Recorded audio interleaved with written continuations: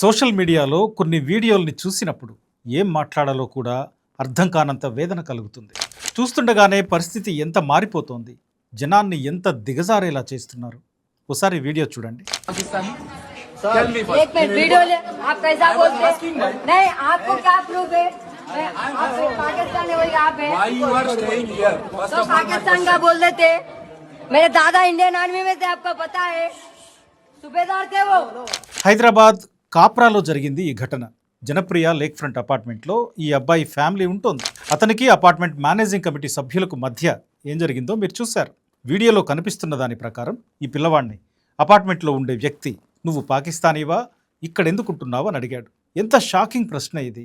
మన ఉనికిని అనుమానించే ప్రశ్న, అనుమానపు చూపులు, అనుమానపు మాటలు, అవమానించే ప్రశ్నలు. ఎక్కడి వరకు వచ్చాం మనం? ఇంకా ఎంత దిగజారిపోనున్నాం? ఆ అబ్బాయి ధైర్యంగానే సమాధానం చెప్పాడు, కానీ ఆ వాయిస్లో బాధ చాలా స్పష్టంగా వినిపిస్తోంది.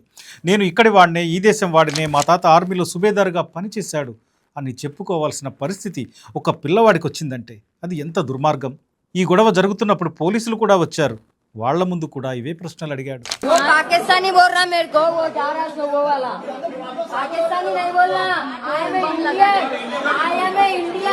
అంటే మతం ఆధారంగా నేషనాలిటీ డిసైడ్ అవుతుందా?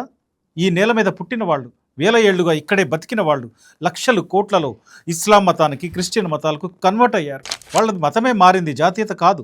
ముస్లిం అనగానే పాకిస్తానీ అయితే, ముస్లిం అనగానే బంగ్లాదేశీ అయితే, ఇదే పాకిస్తాన్లో 50 లక్షల మంది హిందువులు ఉన్నారు. ఇదే బంగ్లాదేశ్లో 1,30,00,000 మంది హిందువులు ఉన్నారు. మరి వాళ్ళంతా భారతీయులు కాదు కదా? దేశంలో ఇలాంటి ఘటనలు నిత్యం అనేకం జరుగుతున్నాయి.